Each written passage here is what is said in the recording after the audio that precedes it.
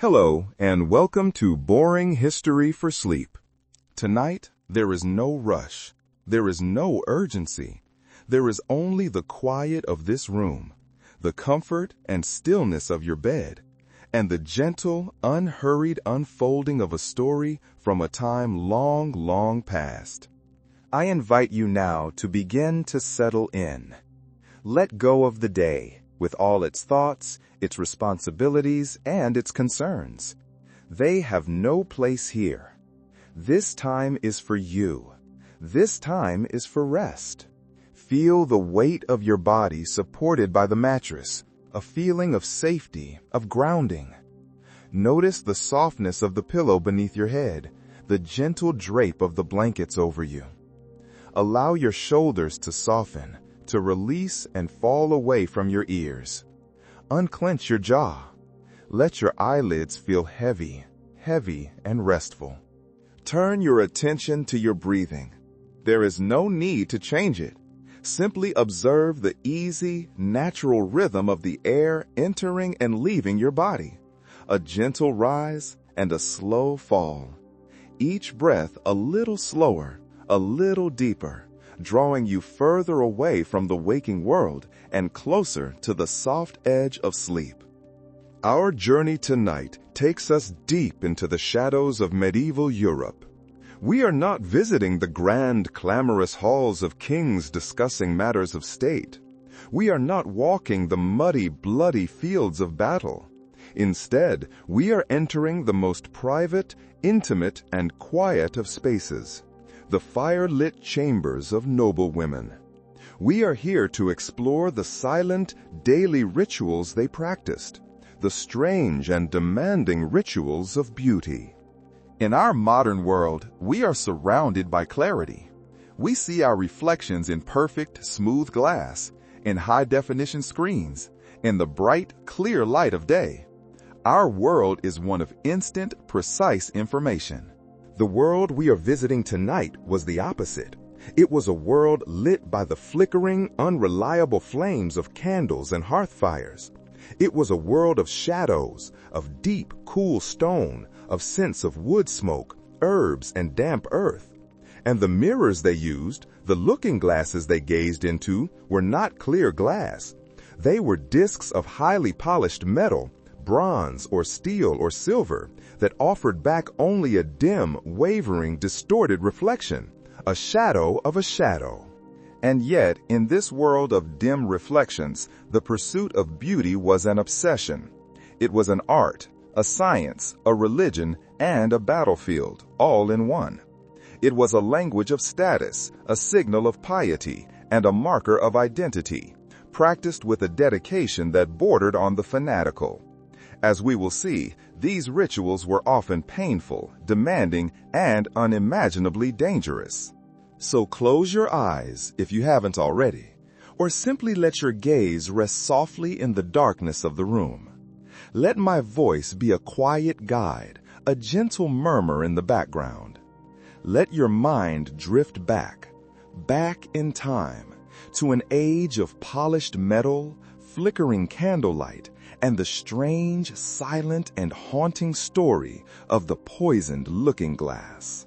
Let us begin our journey with the most fundamental element of medieval beauty. It was the starting point for all else, the canvas upon which every other detail was painted. This was the skin itself. In the medieval mind, the single most important, most defining marker of true beauty and high social status was not the shape of the nose, the fullness of the lips, or the color of the eyes, but the color of the complexion. The ideal, pursued with relentless dedication, was a stark, luminous, almost unearthly pallor. Imagine for a moment that you were walking through the great hall of a 14th century castle. The air is cool, carrying the faint, sweet smell of beeswax and the smoky tang of a distant fire. The floors are stone, covered in rustling rushes. As you pass the noble ladies of the court gathered near the hearth, you would notice something striking. Their faces seem to glow in the dim light, but not with the flush of life. They glow with a flat, uniform, matte whiteness, like moonlight on snow or a freshly painted marble statue. Their skin appears so pale, so impossibly translucent, that you might imagine you could see the delicate, spidery tracery of blue veins beneath the surface. This was not a simple fashion preference as we might think of one today.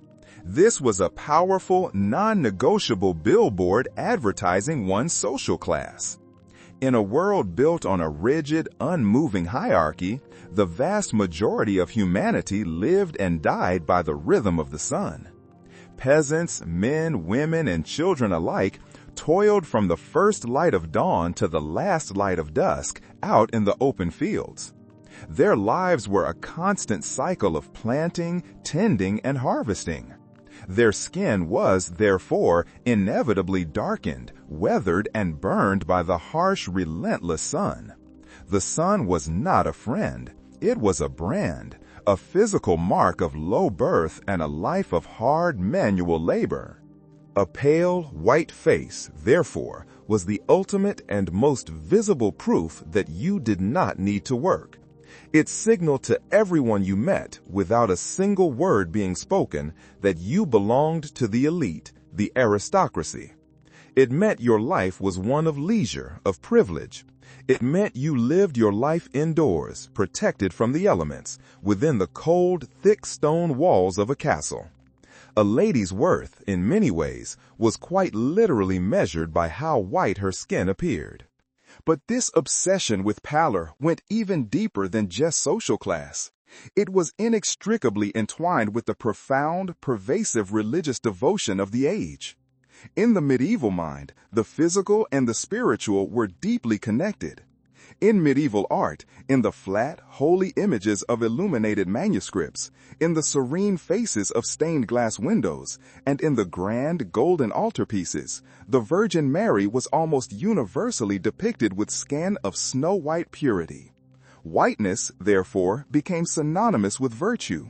It was a symbol of holiness, of a spirit untouched by sin, just as a noblewoman's hands were untouched by labor. To pursue a pale complexion was, in a strange way, to perform one's piety. It was a physical manifestation of one's inner purity and grace. And so, noblewomen did not just passively avoid the sun, they waged a quiet daily war against it. They would wear heavy concealing veils and wide-brimmed hats if they dared to venture outdoors, perhaps to walk in a shaded walled garden. They would stay cloistered within the castles, their skin rarely touched by a direct ray of daylight. But avoidance alone was not enough. It could not produce the stark, marble-like, utterly unnatural finish that high fashion demanded. For that, they turned to the alchemist's palette. They turned to pots of creams and pastes, to mixtures and concoctions that promised to erase all traces of the natural world, all hints of life and color from their skin. They sought to paint over their own humanity with a perfect, aristocratic, and holy mask of white. Achieving this coveted, ghostly complexion was a daily, meticulous, and sensory ritual. This was not a light, translucent dusting of powder as we might know it. This was the application of a thick, heavy, opaque foundation, a paste known by the fashionable name ceruse. Let us imagine, once more, a noblewoman in her private chamber. It is morning. The air is cold. Stone walls hold the chill of the night. Her lady's maid, her hands perhaps calloused from the work, brings out a small, often ornate pot, perhaps made of carved wood or heavy pewter. She opens it. Inside is a smooth, dense, white paste. The recipe for ceruse was deceptively simple, known to apothecaries and households of status. It was a mixture of two primary ingredients, white lead, ground into a fine powder, and vinegar. The lead provided the dense, opaque white, and the vinegar acted as a binder, creating a spreadable paste. The maid would dip her fingers or a small piece of cloth into the pot.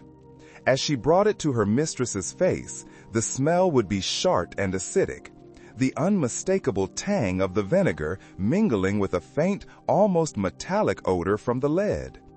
The paste itself would feel cold against the skin, a shocking, damp cold. The application would begin.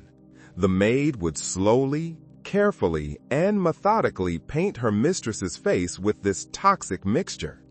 It was applied thickly, layer upon layer, like plastering a wall. The goal was to create a perfectly smooth, uniform, and flawless mask. Historical accounts from the era describe how ladies would apply this paste so thickly that their faces no longer looked like human skin, but rather like polished marble sculptures. This white mask would cover everything. It was painted over the eyebrows, over blemishes, over freckles, over any natural rosy color in the cheeks. It erased all signs of life, replacing them with a flat, aristocratic white. The application didn't stop at the chin. It was spread down the neck, across the décolletage, and over the hands, any part of the skin that might be visible beyond the confines of a heavy velvet gown. This was a long, slow, and tedious process. The lead paste had to be applied with great care to avoid streaks, and then it had to be left to dry. Once the mask was set, it was often heavy and unyielding. It would crack if a woman smiled too broadly or laughed too freely. This, perhaps, was not even seen as a drawback. It reinforced the expected demeanor of a noble lady, serene, composed, passionless, and emotionally detached. And the artifice did not always stop there. To heighten the illusion of delicacy and translucency, some women would take the ritual one step further. After the white mask was completely dry, they might use a very fine brush, perhaps made of sable, dipped in a blue pigment. With this brush, they would delicately trace faint, spidery, artificial veins onto their temples, their wrists, and their chests. This was to emphasize the supposed thinness of their skin, to create the illusion that their blood was so noble, so refined, that it was visible just beneath the surface. This daily ritual, this painting of the mask, often began in girlhood. Household accounts from noble families show that girls as young as 12 or 13 would begin these treatments, initiated into the painful and demanding requirements of their high social standing. Day after day, year after year, they would sit patiently, breathing in the fumes of lead and vinegar as they were painted with heavy metals. The key ingredient in this prized ceruse, the element that gave it its brilliant, opaque whiteness, was, of course, white lead. And lead is a potent, cumulative neurotoxin. The women who patiently set for their daily mask, who painted their skin with this coveted paste, were engaging in a slow, insidious, and cumulative act of self-poisoning. The lead did not simply sit harmlessly on the surface of the skin. Day after day, the heavy metal would slowly, inexorably seep through the pores. It would be absorbed into the bloodstream. From there, it would travel throughout the body, settling into the soft tissues, the organs, and even embedding itself into the bones. It was a poison that did not leave the body, but rather built up, year after year, dose by tiny dose. The effects were insidious and devastating. Medieval physicians were familiar with the cluster of symptoms, though they often did not understand the precise cause. They called it colica pictonum, or the painter's colic, an affliction well known among artists and craftsmen who ground their own lead-based pigments by hand. For the noble women, it would begin subtly, a persistent, unpleasant metallic taste in the mouth, a heavy lethargy and chronic fatigue that no amount of rest could cure, a loss of appetite, a general feeling of malaise. Then the more acute symptoms would appear, the agonizing, twisting stomach cramps, the colic that gave the condition its name. As the poisoning progressed and the lead settled deeper into the nervous system, the neurological symptoms would set in, a visible tremor in the hands, a wrist drop or paralysis of the limbs, and, most terrifyingly, a slow, inexorable decline of the mind. Lead poisoning caused severe cognitive impairment, memory loss, sharp and unpredictable changes in personality, fits of melancholy, and even hallucinations.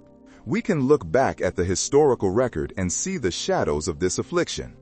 Marie de Medici, the wife of King Henry IV of France, was celebrated across Europe for her stunningly white, flawless complexion. She was also, according to her contemporaries, plagued by mysterious and debilitating illnesses, by constant fatigue, by severe digestive ailments, and by deep bouts of depression. Symptoms that modern doctors, looking back, now recognize as the classic tragic signature of chronic lead poisoning. The irony is almost too cruel to comprehend. The very substance these women used to create the illusion of perfect aristocratic beauty was actively, physically, destroying their bodies from within. Furthermore, the lead-based makeup would ravage the skin it was meant to beautify. It was a harsh chemical that caused blemishes, sores, discoloration, and permanent scarring. This, in turn, created a desperate, tragic cycle. The more the lead damaged the skin, the more ceruse was required to cover the damage it had caused. Death from cosmetics was so common that it became an accepted, almost mundane, part of aristocratic life. Medieval wills often included specific instructions for the bequeathal of a lady's beauty supplies. The will of Margaret of Anjou, dated 1482, poignantly bequeaths her collection of face paints and whitening powders to her daughter. It was a deadly family heirloom. A mother, fulfilling her duty, passing down the essential tools of status and nobility, and in doing so, passing down the instruments of a slow, inevitable, and painful death to the next generation.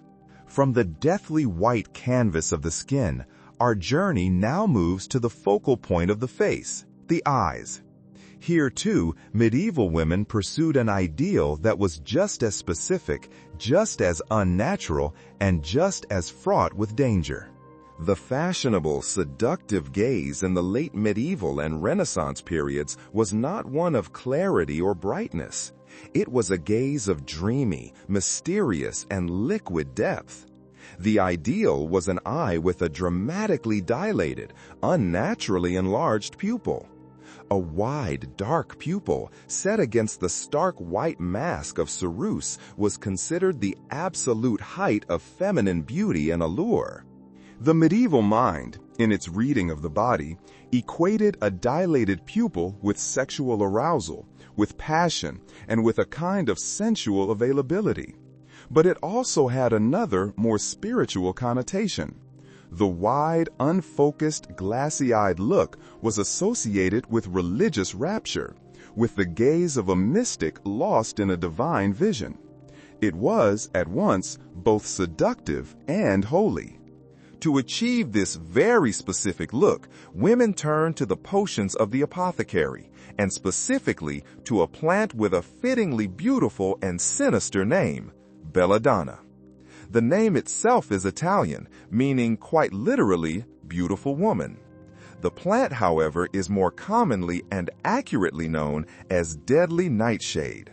It is one of the most toxic plants in Europe. Let us imagine a Venetian duchess in her opulent palazzo, the air heavy with the scent of canal water and incense. She is preparing for an evening banquet, a masked ball. Her servant comes forward with a small dark glass vial containing a deep purple liquid, a distilled extract of the belladonna berries. Using a small dropper, the servant would carefully, precisely squeeze a single drop of this potent toxin directly onto the duchess's eyeball. The effect would be almost immediate. The atropine contained within the nightshade is a powerful muscle relaxant. It would instantly paralyze the tiny, intricate muscles in the iris that control the pupil's response to light. The pupil would dilate, opening wide, dark, and deep, unable to contract or protect itself. The Duchess would blink rapidly through the intense, stinging, burning sensation as her eyes began to water uncontrollably. But she would endure it, smiling through the agony, knowing that for the next several hours her gaze would be utterly captivating. But this alluring gaze came at a terrible, immediate price. The most obvious side effect was a profound and agonizing sensitivity to light. With her pupils fixed permanently open, she could not control the amount of light entering her eye. Bright daylight would be a blinding, painful torment. This forced many noble women who used belladonna to become essentially nocturnal, living their lives in the dim, forgiving light of candles and torches, appearing only at evening events. Even more devastatingly, her vision would be completely and totally blurred. The same muscle paralysis that dilated the pupil also prevented the lens of the eye from focusing. The world would become a hazy, indistinct, dreamlike wash of color and light. She could not see clearly, could not read, could not recognize a face from across the room. And this was just the beginning. Prolonged, regular use of belladonna would lead to what physicians of the time called beauty blindness. The toxic alkaloids would cause progressive, cumulative, and irreversible damage to the optic nerve and the structures of the eye, leading slowly but surely to permanent, total blindness. Women were spending fortunes to quite literally and quite knowingly poison their own vision, all for the sake of a fleeting, fashionable, and blurry gaze. While the eyes were being chemically altered to appear wide and vacant, the very framework of the face was being physically and painfully reshaped. In the 14th and 15th centuries, a strange and specific fashion took hold, an obsession that would seem utterly bizarre to us today: the pursuit of an unnaturally high, broad, and completely bare forehead. If you were to wake up one morning, look in the mirror, and decide that your hairline was at least 3 inches too low, it would sound like a waking dream. Yet for a fashionable medieval woman, this was a daily pressing concern. The ideal was not a normal forehead. It was to have a hairline that started far back, near the crown of the head, creating what contemporaries described with admiration as a 5-head, or even more impressively, a 6-head. The desired look was a smooth, high egg-like dome, serene and uninterrupted. This was not, of course, an accident of genetics. It was a deliberate, painful, and meticulously maintained process of hair removal. The logic behind this trend was fascinatingly, if strangely, precise. Popular medieval texts on physiognomy, the pseudoscience of judging a person's character and intelligence from their facial features, explicitly stated that a high, broad forehead was the clearest possible sign of superior intellect. It was also considered a marker of noble character and refined aristocratic breeding. Therefore, women of high status began to literally reshape their faces to advertise their intelligence.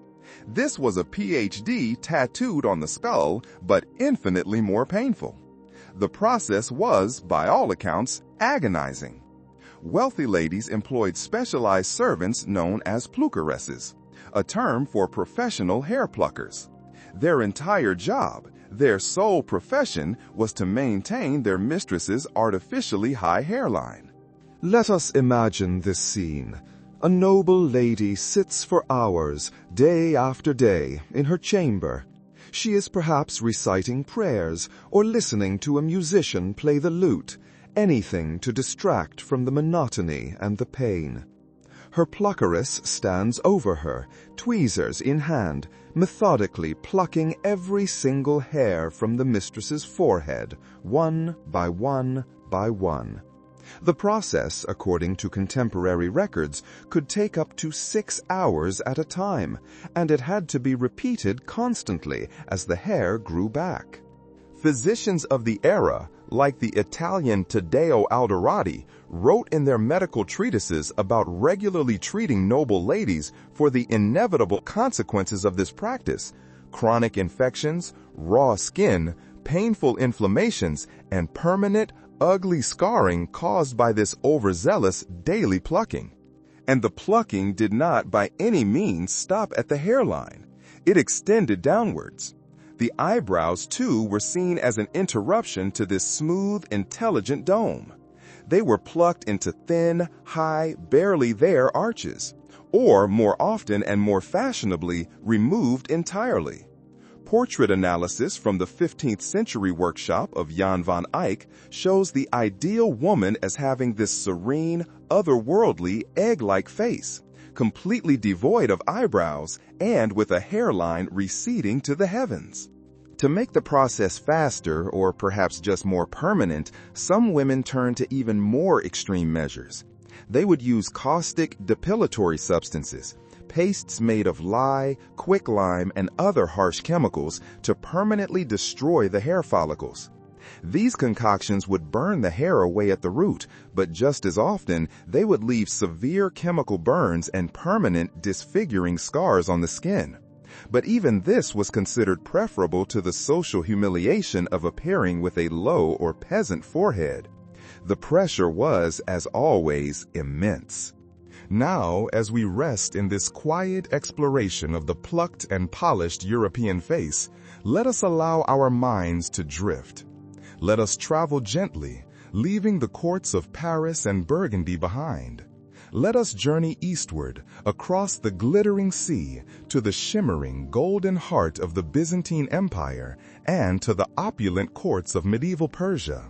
Here, in this world of silk, incense, and intricate mosaics, we find a beauty standard that is precisely, strikingly, the opposite. In Western Europe, women spent hours upon hours in agony, removing every trace of their eyebrows to create a smooth, blank canvas. But in Constantinople, a fashionable, high-status woman would spend just as long, with just as much care, creating them. Here, the unibrow was the ultimate beauty goal. Yes, you heard that correctly. A single, continuous, unbroken eyebrow stretching boldly and gracefully across the forehead was considered the pinnacle of sophistication, intelligence, and allure. Picture, if you will, a wedding feast in 13th century Byzantium. The air is rich and heavy with the scent of exotic spices, cardamom, and rosewater. The room glitters with the light of 1,000 candles reflecting off gold leaf mosaics. And as you scan the room, you see that every beautiful, noble woman looks as though she could have stepped from a portrait by Frida Kahlo. Their eyebrows meet in the middle, creating one bold, dramatic, and deliberate line across their foreheads.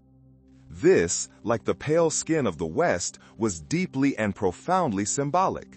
According to the writings of Byzantine historians, such as the Princess Anna Komnene in her 12th century work, the Alexiad, the monobrow was considered a clear and visible sign of great intelligence, deep passion, and, crucially, of fertility. Women who were naturally blessed with connected eyebrows were seen as touched by good fortune, as gifts from heaven.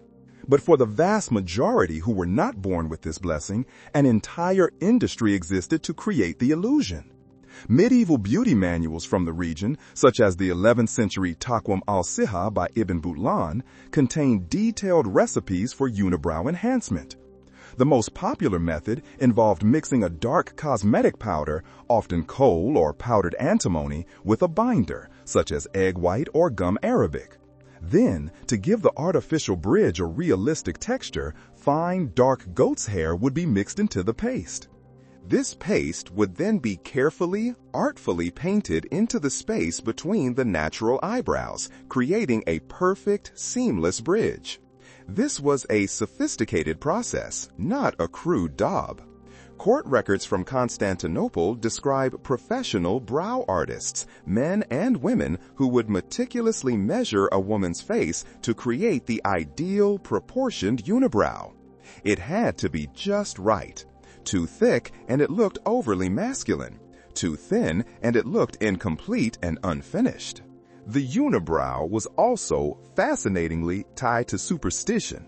In many cultures of the region, it was believed to be connected to the evil eye. It was seen as a powerful, protective talisman, a shield that could ward off bad luck, jealous spirits, and the envious glances of rivals. Even Byzantine religious art, a reflection of the highest ideals, embraced this standard. 11th century mosaics in the Basilica of San Vitale in Ravenna, for example, show the powerful Empress Theodora with a clearly defined and noble monobrow. But like its Western counterparts, this practice was not without its significant dangers. The kohl and antimony powders were often heavily contaminated with lead and mercury. Antimony sulfide, the core ingredient for the dark pigment, is toxic. With prolonged daily use near the eyes, it could cause severe eye infections, chronic inflammation known as brow fever, and, in some cases, eventual blindness. Let us allow our minds to travel once more, drifting back to Western Europe, to the cold stone castles of the late 14th and 15th centuries. We have explored the intricate details of the face, the pale, leaden skin, the wide, poisoned eyes, the high, plucked forehead. Now we turn our attention to the body, the form itself. And here, the ideal becomes even more extreme, more otherworldly, and more haunting. Imagine walking into a grand, vaulted cathedral for a royal wedding sometime around the year 1480. The air is thick with incense and the sound of Gregorian chants. As the noble ladies of the court file in, their velvet gowns whispering over the stone floor, you are confronted with a chilling sight. The congregation looks like an assembly of the undead. These women look as though they have just emerged from their tombs. Their faces are not just pale, they are almost gray. Their cheeks are dramatically hollow, their temples sunken. Their eyes appear huge and dark in their sockets. Their bodies are so unnaturally thin that they appear skeletal even beneath the heavy, voluminous folds of their gowns. This was not the result of plague or famine. This was not a sign of poverty. This, incredibly, was the pinnacle of high fashion. This was the corpse bride aesthetic.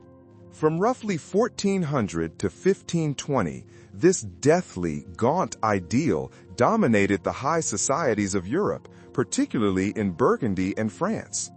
It became so pervasive, so desirable, that contemporary writers noted it in their diaries.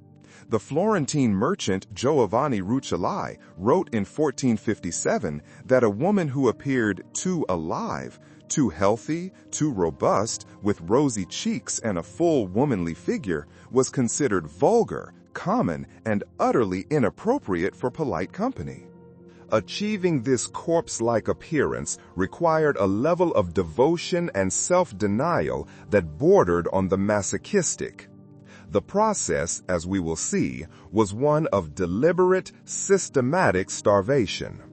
But the motivations were fascinatingly different from our modern concepts of dieting or body image. This was not about control, and it was not about self-punishment. It was about achieving a profound and very specific spiritual and aesthetic state. The logic, though twisted to our minds, was deeply religious. In the medieval worldview, the body and the soul were in a constant struggle.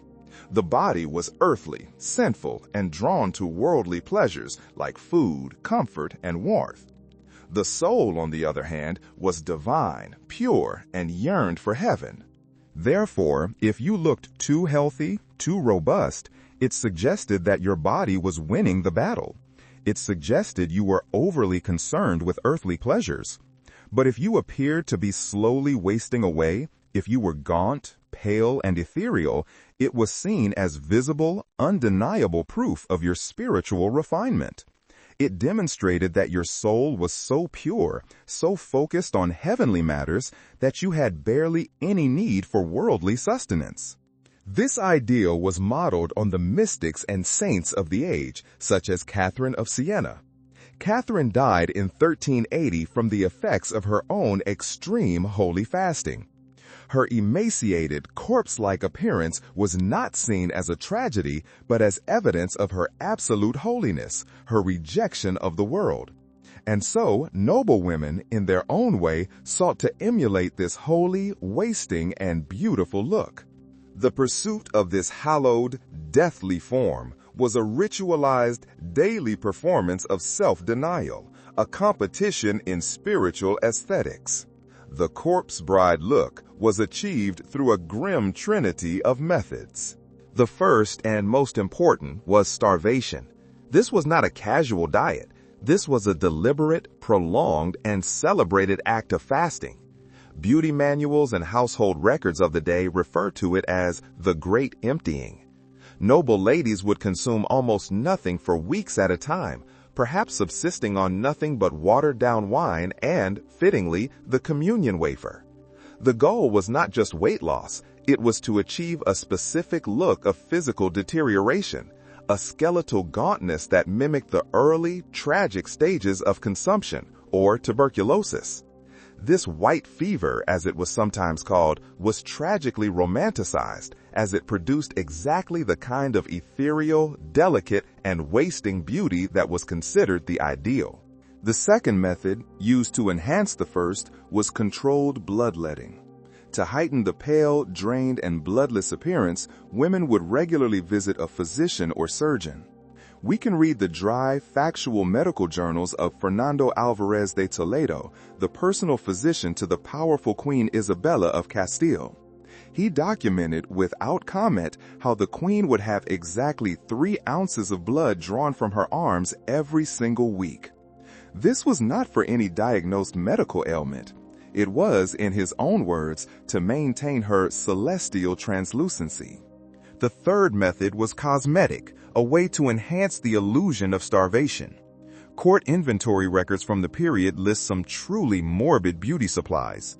We find shadow powders, which were made from finely ground charcoal or, according to some more lurid accounts, the burnt and powdered wings of bats.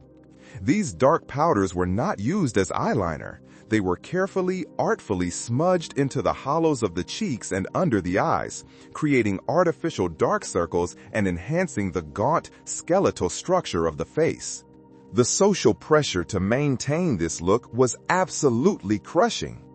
The Burgundian chronicler, Olivier de la Marche, wrote in his memoirs about the social rituals of the court. He described witnessing young noblewomen dressed in their heavy, elaborate velvet gowns, their bodies weakened from weeks of fasting, collapsing from sheer hunger during long, tedious court ceremonies. But these fainting spells were not met with alarm or concern. They were not seen as medical emergencies. Instead, the woman who had fainted would be gently revived, and later she would be praised. She would be complimented on her dedication, her refinement, her spiritual commitment. Fainting from starvation was, quite literally, a fashion statement. The irony, as we look back, is staggering. These were the wealthiest women in Europe. They had access to the finest foods, the rarest spices, the best medical care available at the time. They lived in fortified castles, protected from the hardships of the world. And they were choosing, deliberately and competitively, to starve themselves, to drain their own blood, and to paint their faces with shadows, all to look as though they were dying. It was a public performance of piety and status, a competition to see who could look the most ethereally deceased while still technically being alive. As we continue our strange journey through these lost ideals, we move from the body's form to the mouth. And here we encounter what is perhaps the most bizarre, the most counterintuitive, and the most shocking of all medieval beauty standards. We are conditioned in our modern world to see a bright, white, even smile as a sign of health, youth, and beauty. In medieval Europe, at least for a significant period, the absolute, precise opposite was true. The most fashionable, the most sophisticated, the most high-status smile was one you would never, ever want to see today. A smile full of blackened, rotten, and decayed teeth. To understand this, we must first transport ourselves to the court of Queen Elizabeth I of England in 1588. The court is alive with celebration, feasting, and music, marking the famous defeat of the Spanish Armada. The Queen herself, a figure of immense power, of intellect, of majesty, opens her mouth to speak, to greet an ambassador. And the ambassador, Don Bernardino de Mendoza, is struck by a horrifying sight. The Queen's teeth are completely black.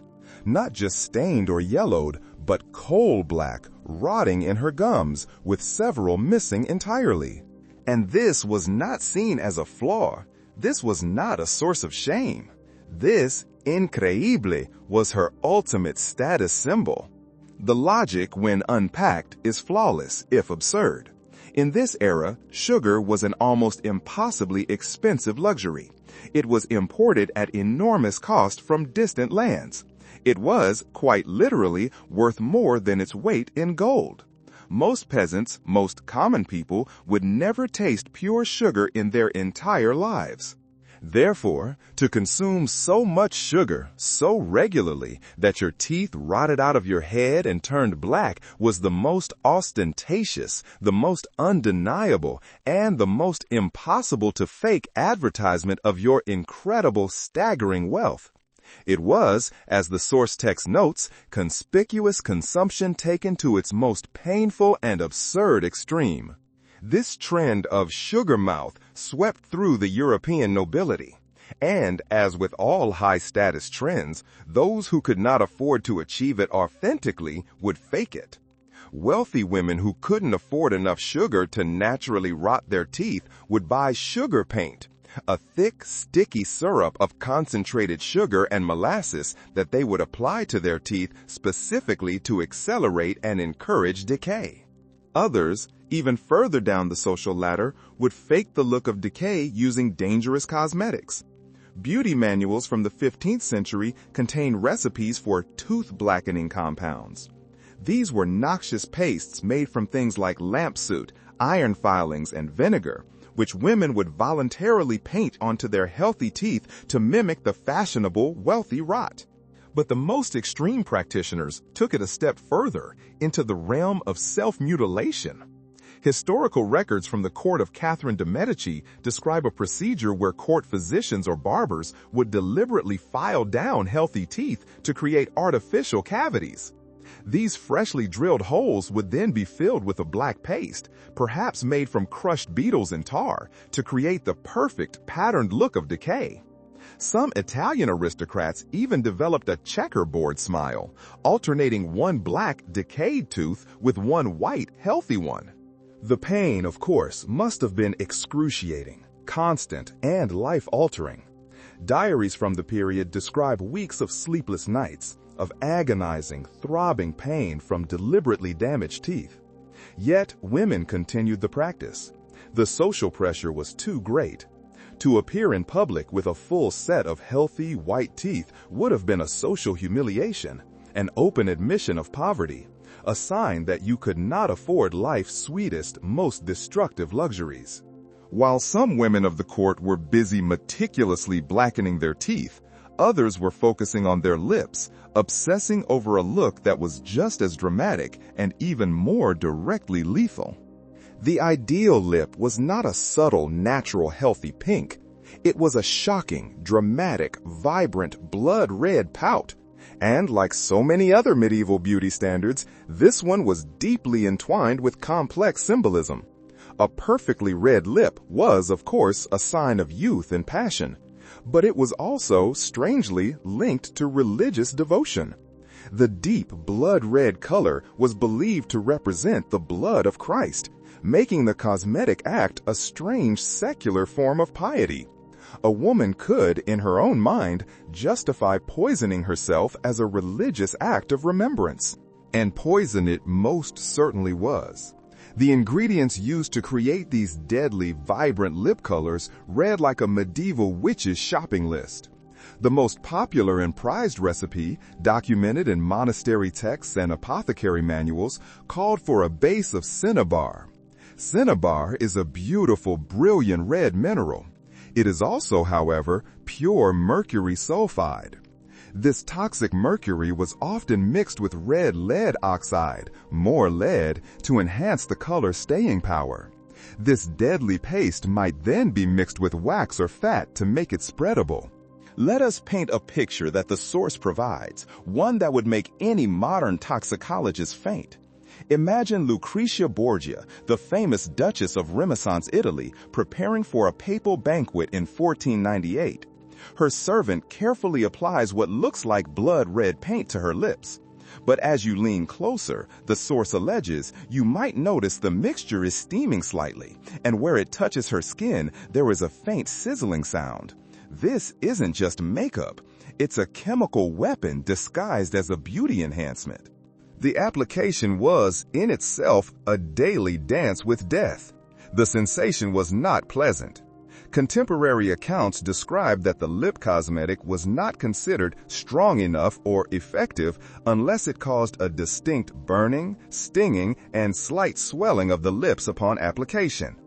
Women would paint this on, often until their lips bled from the chemical burns, the blood mixing with the cosmetic to create what was described as the perfect Christ red. Throughout the day and night, women would habitually lick their lips to maintain the color's intensity, or they would simply ingest the cosmetic as they ate and drank. They were, in effect, swallowing massive amounts of heavy metals, lead and mercury, every single day. Physicians of the day were all too familiar with the results. They documented a condition they called rouge madness. This was, quite simply, acute mercury poisoning, caused by the ingestion of lip cosmetics. It led to severe neurological symptoms, uncontrollable tremors, hallucinations, violent mood swings, a decay of the mind, and, eventually, a slow, agonizing, and truly mad death. And what of love? What of intimacy? The social pressure to maintain these deadly red lips was absolute. But the manuals of the time and the letters between husbands and wives reveal a tragic detail. Husbands were often warned not to kiss their wives for several hours after the lip paint was applied. This was not out of respect for the makeup to avoid smudging it. It was because the toxicity was so high, the chemical compounds so harsh, that the cosmetic could cause immediate, painful chemical burns to the man's mouth and tongue. It is a strange and haunting image, a woman made so beautiful by the standards of her day that she had become literally too dangerous to kiss. Let us pause for a moment and consider the full sensory world of the medieval court. We have focused primarily on the visual, the sights of pale skin, dark eyes, and red lips. But now let us turn to the air itself, to the scents that filled these cold stone halls. Imagine, as the source text suggests, entering a grand banquet hall in 1475. Before you see the tapestries, before you see the flickering torches, you are struck by a physical force. It is a wall of scent, an overwhelming, suffocating, and chaotic cloud of competing fragrances. The air is so thick with perfume, so potent that your eyes immediately begin to water, and you find it difficult to take a full breath. This was the world of medieval perfume. This obsession with extreme, overpowering scent was not just about covering up poor hygiene, although in an age of infrequent bathing and crowded, unsanitary cities, that was certainly part of it. Medieval perfume was a complex, multi-purpose tool. First, it was believed to be a form of medicine. In an era haunted by the Black Death, disease was thought to be carried on miasma, or bad, corrupt air. A powerful, potent perfume was believed to create a protective, fragrant shield around the wearer, literally warding off illness and death. Second, and most importantly, it was an unambiguous olfactory demonstration of wealth. The stronger, the more complex, and the more exotic your scent, the more obvious your access to the rare, incredibly expensive ingredients required to make it. We are not talking about simple flower waters. We are talking about ingredients that came from the furthest corners of the known world. Ingredients like ambergris, a waxy, precious substance harvested from the intestines of sperm whales. Civet, a pungent, musky secretion from the glands of an African cat. And musk from the glands of Tibetan deer. These ingredients cost fortunes and were part of a vast global trade. And then there were the other ingredients, the binders and the bases. The perfume recipes preserved in beauty treatises from the era are terrifying. They call for these exotic musks to be mixed into a base of aqua vitae, or pure alcohol, along with mercury, lead acetate, and arsenic compounds. People were, quite literally, dousing themselves, their clothing, and their hair in solutions of heavy metals and poison. The application was total. A noblewoman's morning perfume ritual could take hours and, according to some records, required servants to wear protective clothing to apply it. Every single piece of clothing, from the linen undergarments to the heavy outer robes, would be saturated. This created what contemporary chroniclers described as scent wars at court.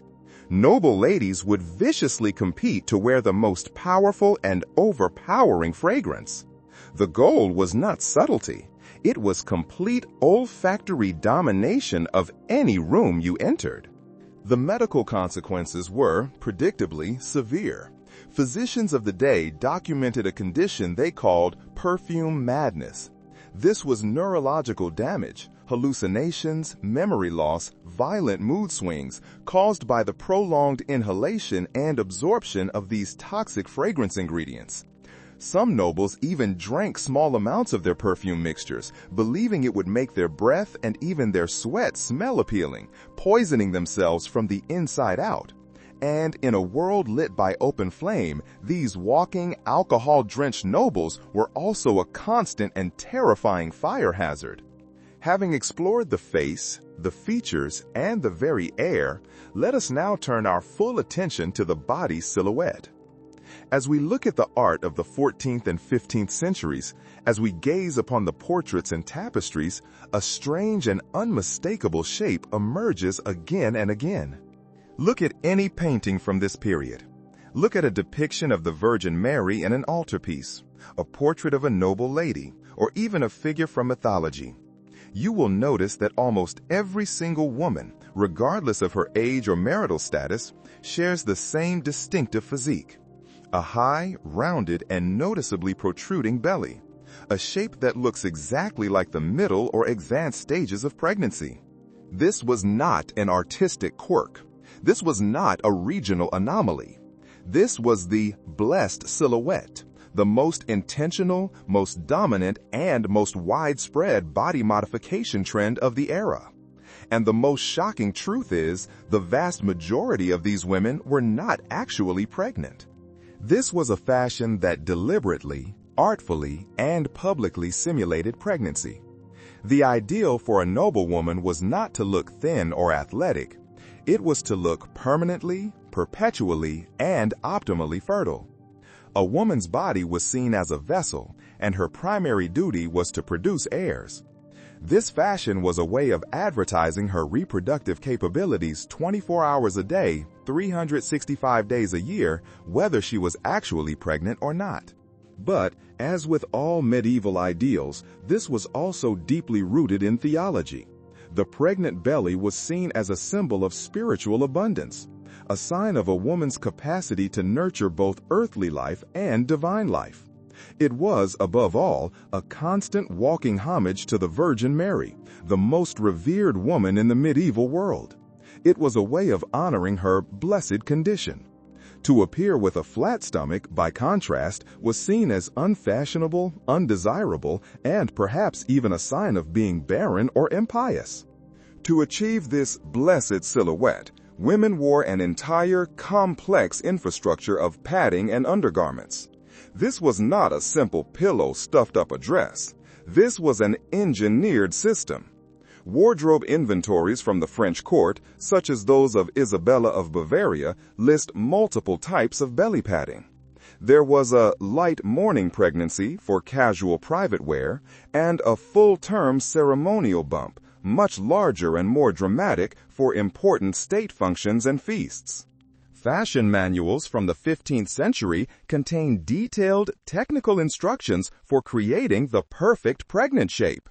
They describe using layers of quilted wool padding, specially shaped and stiffened with wooden frameworks, and even, according to some texts, inflatable bladders made from pig intestines, which could be filled with air to achieve the perfect rounded protrusion. The most bizarre and telling irony of this trend was how it affected actual pregnancy. When a noblewoman was genuinely pregnant, her natural belly, her real baby bump, was often not pregnant enough. It failed to meet the exaggerated, perfect, high and round shape demanded by the fashion. Therefore, genuinely pregnant women were often forced to wear additional padding and wooden frameworks on top of their real pregnancy, just to achieve the correct fashionable silhouette. Court physicians of the time, such as Henri de Mondeville, wrote about treating pregnant women who had injured themselves, constrained their breathing, and possibly harmed their unborn children by wearing these heavy, restrictive, artificial bumps over their actual ones. It was a fashion that had become more real and more important than reality itself. It is a fascinating contradiction of the medieval mind that while one fashion trend demanded the soft, rounded, abundant look of perpetual pregnancy, another, competing ideal was emerging at the very same time. This ideal was the absolute opposite. It was rigid, architectural, and inhuman. It was the pursuit of the wasped transformation. This was the obsessive, agonizing pursuit of an unnaturally, impossibly tiny waist. We are not talking about the tight lacing of the Victorian era, which, as extreme as it was, seems almost gentle by comparison. This was the dawn of the corset, and in its earliest, most brutal forms, it was less a garment and more a machine. Let us imagine a scene described in the source text. A countess in a Flemish castle in 1456 is being dressed by her servants.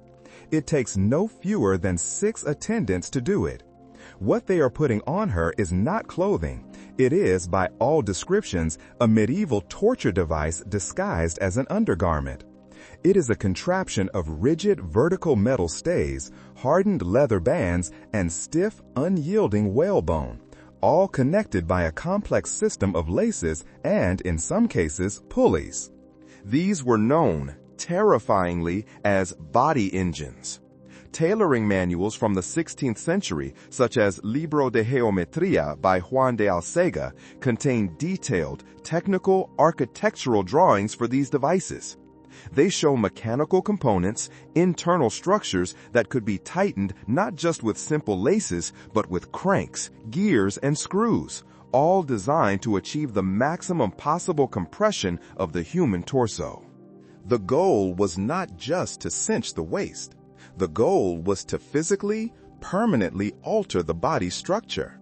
It was to literally reshape the rib cage, to compress the lower ribs and force them inward.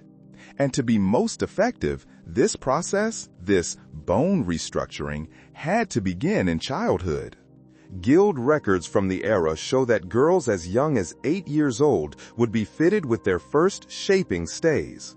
These were miniature versions of the adult devices, designed to gradually compress their soft, developing bones to alter their growth during their formative years. Parents were, in effect, having their children's skeletons professionally and painfully reshaped to fit a future fashionable ideal. The resulting silhouette, as seen in portraits from the era, was utterly inhuman. A waist so tiny it looked as if it could be snapped in two, combined with an artificially enhanced bust and hips created through strategic, contrasting padding. The goal, as contemporary accounts suggest, was not to look like an attractive human being. It was to look like a beautiful insect. This mechanical transformation required an entire infrastructure to support it. The extreme, rigid silhouette made normal furniture unusable. Specialized chairs, couches, and even carriages had to be designed and built to accommodate women who could not bend at the waist. The household accounts of Anne of Brittany show that the cost of simply modifying her living spaces to accommodate her body-shaping devices cost more than maintaining a small army. It was a fashion that literally reshaped the world around it, just as it reshaped the women who were trapped inside it. The daily, moment-to-moment experience of wearing one of these body engines was a constant, quiet, and agonizing battle against the body's own biology. The compression of the torso was so extreme that taking a full, deep breath was physically impossible. Breathing became a conscious, shallow, and difficult effort, confined only to the very top of the lungs. Eating a full meal was likewise out of the question. The stomach and digestive organs were so compressed that they had no room to expand, forcing women to subsist on tiny, bird-like portions. This perhaps was seen as a convenient side effect, as it reinforced the other fashionable ideal, the corpse bride aesthetic of fasting. The health consequences, as documented by court physicians of the time, were predictable and absolutely devastating. They wrote extensively in their detailed medical journals of treating noble ladies for what they called the crushing sickness. This was not a specific disease, but a collection of chronic ailments caused by the severe long-term compression. Internal organs, the liver, the stomach, the intestines, the kidneys were displaced, pushed dramatically up or down from their natural positions in the abdominal cavity. Ribs were permanently damaged, bent out of shape, or even, in some cases, cracked or broken by the extreme mechanical force. Chronic internal bleeding was common. Personal diaries from the period, such as that of Isabella of Aragon, are filled with daily, mundane entries documenting fainting spells, chronic weakness, digestive failure, and what she called the crushing pain, a pain that was simply an accepted, non-negotiable part of her daily pursuit of the perfect silhouette. But perhaps the most terrifying aspect of this practice was the permanent dependency it created. After years of being held in this rigid, artificial, external framework, a woman's own core muscles, her back and abdominal muscles, would atrophy, withering away from disuse until they were too weak to support her body on their own. Furthermore, her internal organs would have shifted so permanently that removing the device was physically dangerous. Court physicians like Fabricius Hilbanus wrote in their surgical treatises about women who, having worn these devices for decades, literally could not survive without them. To remove the mechanical support would cause a total internal collapse. These women had become prisoners within their own fashionable architecture. They were, in the most literal sense, inseparable from the machines that were slowly, methodically crushing them. The line between fashion and a permanent, life-threatening medical emergency had blurred completely and then vanished. It was a pursuit of a silhouette that cost women their health, their comfort, their mobility, and in many cases, their lives, all for a shape that was as artificial as it was agonizing. Let us now look upwards, above the crushed waists, the pregnant bellies, and the pale, painted faces.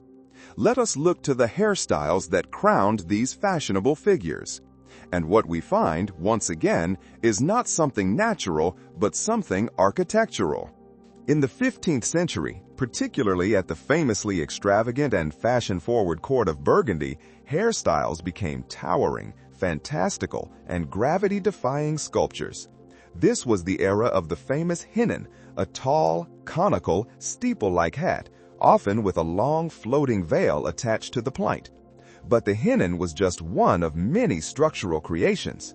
We are talking about hair towers that could be, according to contemporary accounts, over 4 feet tall.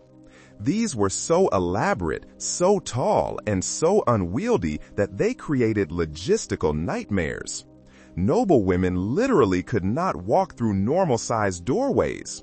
Castles and palaces of the era had to be renovated, with special, taller entrances constructed specifically to accommodate the fashionable hairstyles of the court ladies.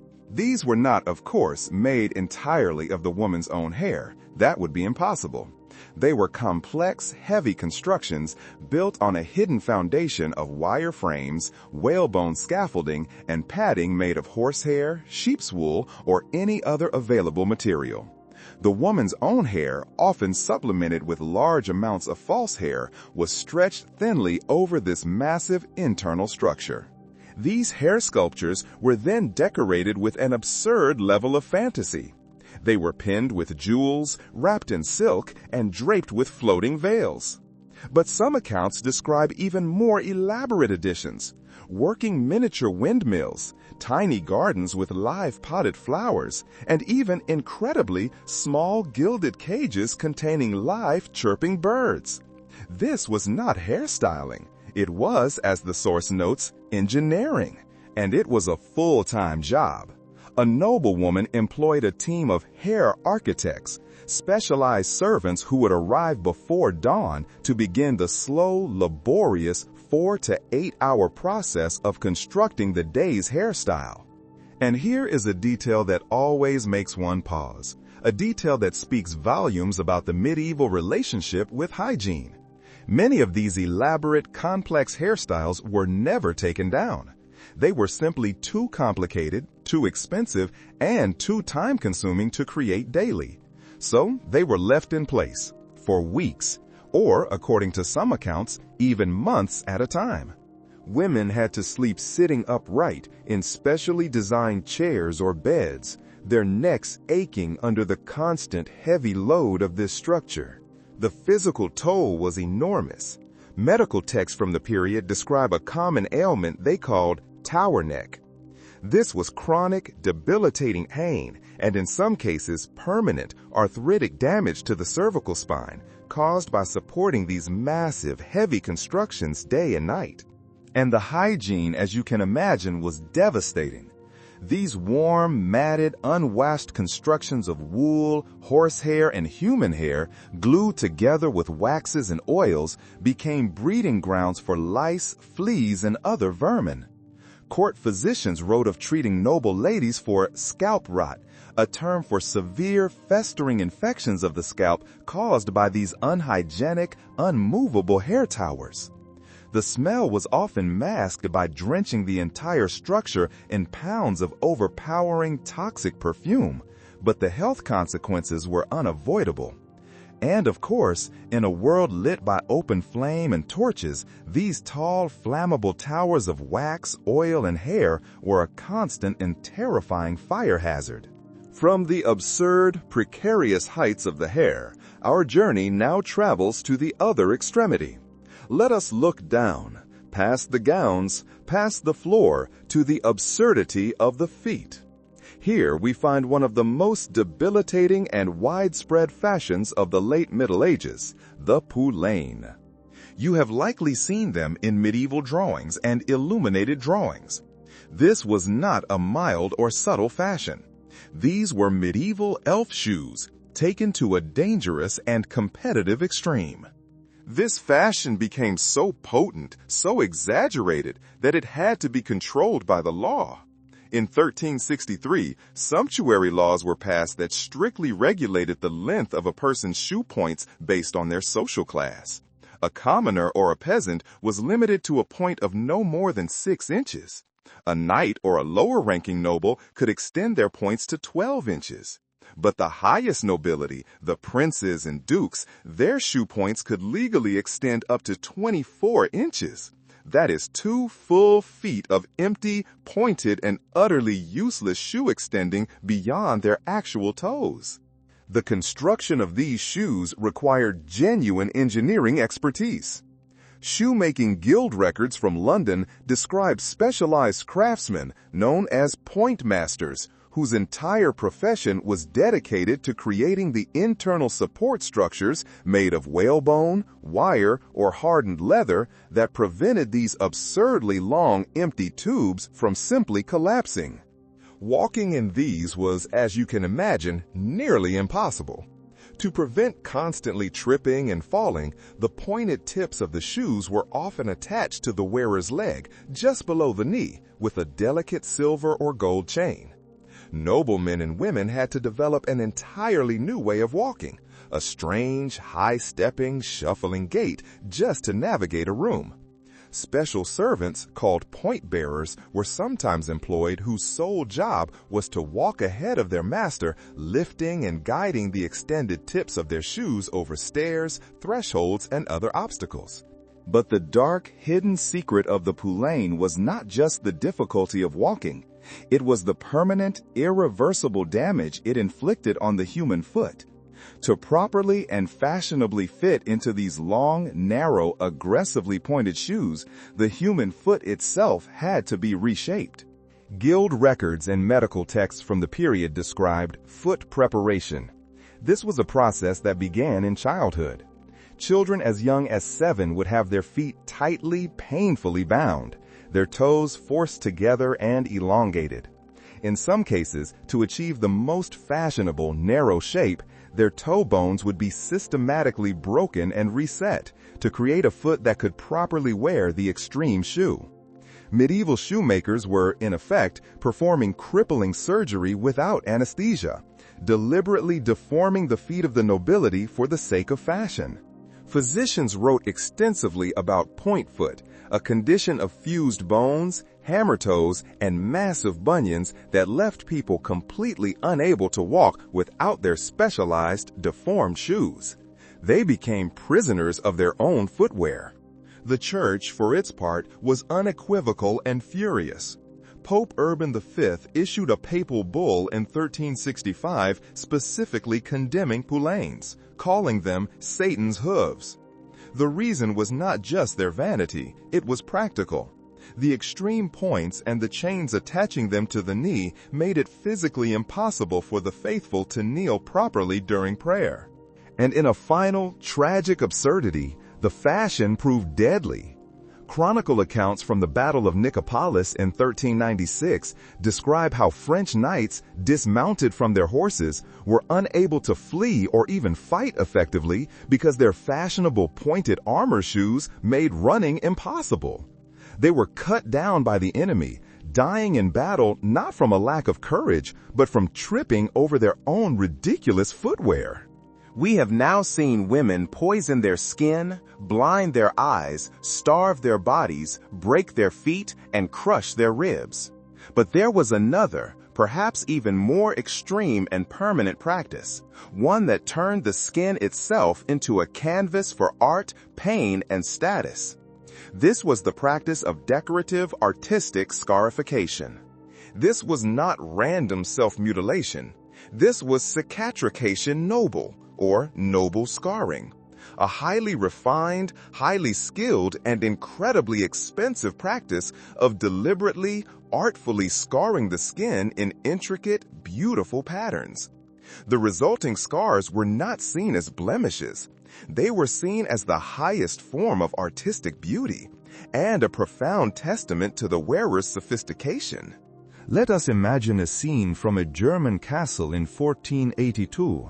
The Baroness Margaret von Habsburg lies perfectly still, perhaps biting down on a leather strap, her room filled with the acrid smell of searing flesh.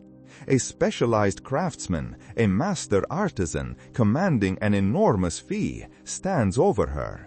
He is using heated metal tools, razor-sharp cutting implements, and intricate templates to burn and cut elaborate flowing patterns into the skin of her arms and shoulders. This was a process that required the same level of skill and precision as illuminating a manuscript or smithing fine gold jewelry. Guild records from Nuremberg show that these scar masters were among the most respected and well-paid artisans of their time. Archaeological excavations at castles have uncovered complete scarification kits, including heated metal stamps with heraldic designs, razor-sharp cutting tools, and even templates made of precious metal to ensure perfect, symmetrical patterns. This practice was, of course, a clear and undeniable testament to one's incredible wealth, to be able to afford the master artisan. But even more so, it was a testament to one's supreme, aristocratic pain tolerance. Personal diaries from the period, such as that of Blanche of Lancaster, describe the intense preparations for a scarification session. Days of fasting, deep prayer, and the consumption of opium-based tinctures to manage the blinding, unbearable agony of having elaborate patterns burned and carved into one's living skin. The healing process was just as important and just as painful as the initial cutting. This was scar cultivation. Medieval beauty manuals contained detailed, horrific instructions for how to tend the wounds. This involved deliberately rubbing salt, harsh wine, or even powdered glass into the fresh, open wounds. This was done to irritate the flesh, to prevent a clean, flat healing, and to ensure that the resulting scars were as raised, as dramatic, and as visibly impressive as possible. These scars were not just decorative, they told stories. Noble ladies would have their entire family histories, their heraldic symbols, religious narratives, or even romantic poems scarified onto their bodies. The Empress Agnes of Poitou, for example, reportedly had the complete text of the Lord's Prayer carved in Latin script across her back, a process that would have taken dozens of agonizing sessions over many years. And, as with so many other practices, this was deeply connected to religious devotion. In an age that revered the suffering of Christ and the martyrs, many women viewed their voluntary, decorative suffering as a form of spiritual practice. Each burn, each cut, was a meditation on divine love, a way to bring them closer to understanding Christ's passion. It was the ultimate, permanent fusion of pain, piety, status, and art, etched forever into their skin. We have spent our entire journey tonight wandering through this strange, dark gallery. We have witnessed women poisoning themselves with lead, mercury, and arsenic. We have seen them blind themselves with nightshade, starve themselves into skeletal forms, crush their own ribs, and break their children's feet. And a single, persistent, logical question emerges from the shadows. Why? The simple modern assumption is that these women were enduring all of this lifetime of pain and poison, to be attractive to men. This is the assumption that beauty is, and always has been, a function of romantic or sexual attraction. But here, our story takes its most ironic, its most profound, and perhaps its most tragic turn. The overwhelming body of evidence from the period, the love poetry, the personal letters, the medical texts, and the court chronicles, all written by men, reveals a shocking and profound disconnect. It suggests that men, by and large, did not like these extreme artificial beauty standards. In fact, many of them found them repulsive. Let us look at the evidence. First, the love poetry. The troubadours of 12th century France, the most celebrated romantic poets of their age, did not write odes to skeletal, white-faced women. Bernard de Ventadorn, for example, wrote passionately about women with hair that frames the face like a golden crown, a direct contradiction to the plucked, bare forehead. The Carmina Burana, a 13th century collection of poems, is filled with explicit, passionate descriptions of male desire. The poets praise women with sun-kissed complexions, rosy cheeks, childbearing hips, and an abundant flesh that speaks of health, vitality, and prosperity. They write, in short, about the exact opposite of the pale, emaciated, aristocratic ideal. Let us look at the private letters. The great 14th century poet Petrarch wrote personal letters to his friends lamenting how the artificial enhancements of the court made women less attractive, not more. In a letter to Boccaccio, he wrote about his preference for women who looked as God made them, not as cosmetics remade them. Let us look at the medical texts. Male physicians like Arnaldus de Villanova wrote extensively in their 13th century treatises about this very disconnect. They noted with a clinical eye that while noble ladies spent fortunes on toxic lead makeup and painful body modifications, their husbands, the very men they were presumably trying to impress, were often conducting scandalous, open affairs with serving wenches and peasant girls. Why? Because, the physicians noted, their natural, unadorned, healthy appearance was considered far more appealing. Finally, let us look at the court chronicles. The historian John Froissart, writing around 1400, documented numerous cases where high-status marriages failed, not due to politics or infertility, but because the husband found his wife's beauty routine physically repulsive. He describes nobles who couldn't bear their wife's toxic metallic breath from lead poisoning, her inability to eat from her extreme body compression, or her constant agonizing pain from her fashionable, deformed feet. The evidence is clear. The aristocratic beauty standard was not, by and large, for men. This leads us to the final, crucial question. If they were not doing it for men, then for whom and for what were they enduring all this?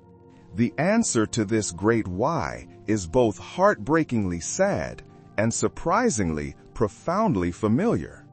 They were not doing it for men. They were doing it for each other.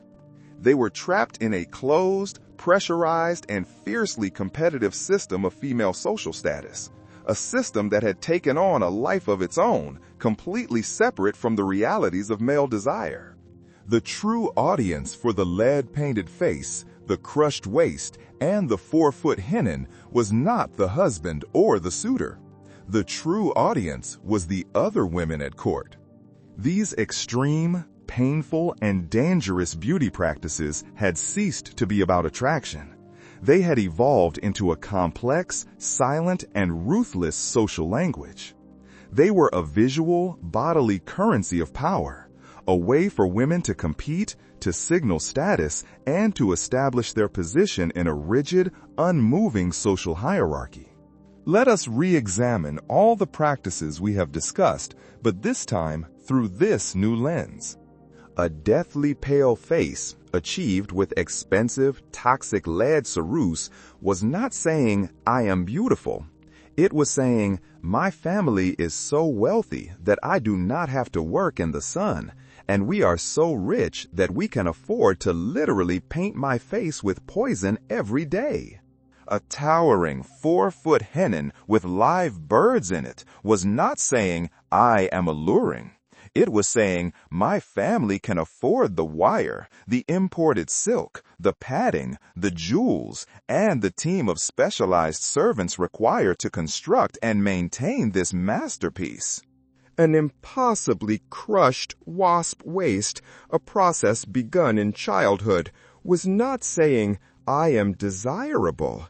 It was saying, "My family is so noble and has such foresight that they have been investing in my fashionable, skeletal perfection since I was 8 years old." And an elaborate, painful scar, cultivated with salt and glass, was not saying, "I am pretty." It was saying, "I possess an aristocratic pain tolerance and spiritual refinement that you, a lesser woman, could not possibly comprehend." This was the real game. This was the true competition. Household records from the period confirm this.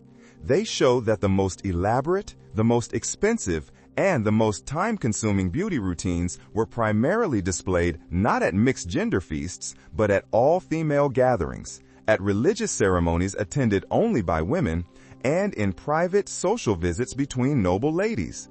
It was here, in these all-female spaces, that the real judging took place. It was here that status was won and lost. When Isabella d'Este spent more on her toxic cosmetics than most people earned in a lifetime, she was not trying to attract a man. She was making a cold, hard, calculated statement about her power, her wealth, and her unassailable position in that ruthless social hierarchy. It was a war fought with poison, bone, and hair.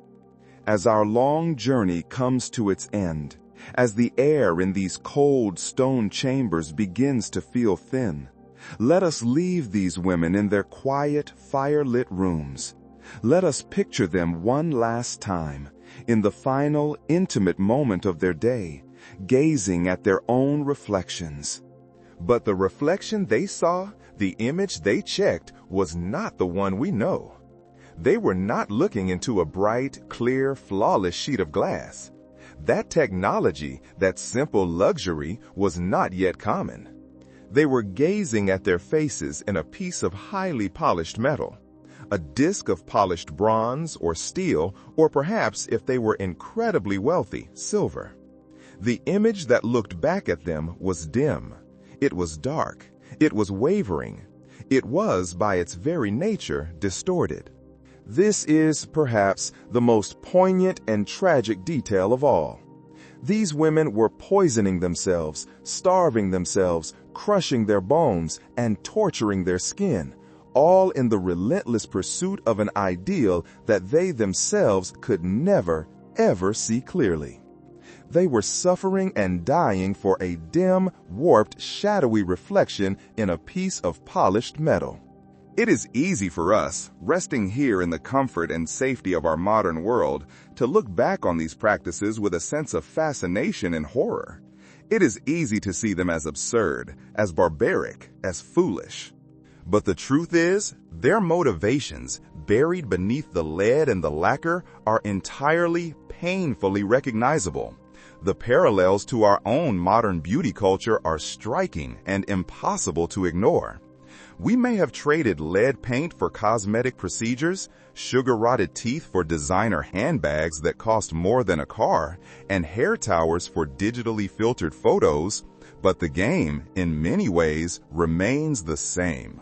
The fundamental human challenges these women faced are the same ones we face today. The deep, profound desire to belong, the need to be valued, the pressure to conform to a standard set by our peers, the complex, often difficult, use of our appearance to express our identity, our status, and our power. The story of medieval beauty is not the story of foolish ancestors. It is the story of human beings. Their world was extreme, rigid, and dangerous, and so their solutions were extreme. But their underlying motivations are our own. As the source text concludes, perhaps the most important lesson from this journey is this: beauty culture is never really just about beauty. It is about power, it is about belonging, and it is about identity. When we understand this, when we see the systems at play, we can begin to make more conscious, more gentle choices for ourselves. We can recognize which practices serve our genuine well-being and which are just medieval-style status competitions disguised as personal choice. And so, our long, strange journey through the poisoned looking glass comes to its final, quiet close. We leave the scent of lead and mercury and exotic, toxic perfumes behind. We leave the cold, damp stone of the castles, the sound of suffering, and the flickering, unreliable candlelight. We have wandered for a very long time in these distant, shadowy corridors of the past, and now it is time to return. It is time to come back. Bring your awareness, gently, back to the present moment, back to the quiet, simple reality of your room, back to the feeling of safety and security and unparalleled comfort. Feel the simple, profound luxury of your bed, the softness of your pillow, the gentle, protective weight of your blankets. These stories of medieval madness, of pale skin and broken bones, have served their purpose. They have given your mind a place to wander, a detailed, winding, gentle path to follow. They have led you, step by step, away from the thoughts and concerns of your day, and brought you to this peaceful, quiet threshold of rest. The night is deep now. The story is over. There is nothing left to do, nothing left to think about, nothing left to analyze. There is only the darkness, the stillness, the comfort, and the gentle, inevitable pool of deep, restorative sleep. Thank you for joining me on this journey into our shared, strange, and beautiful past. I hope these tales have given you a new perspective, and more importantly, I hope they have brought you a sense of calm, a sense of peace, and a profound sense of rest. Sleep well, dream deeply, and remember, in our own way, we are all part of the same long, strange, wonderful story of being human. Good night.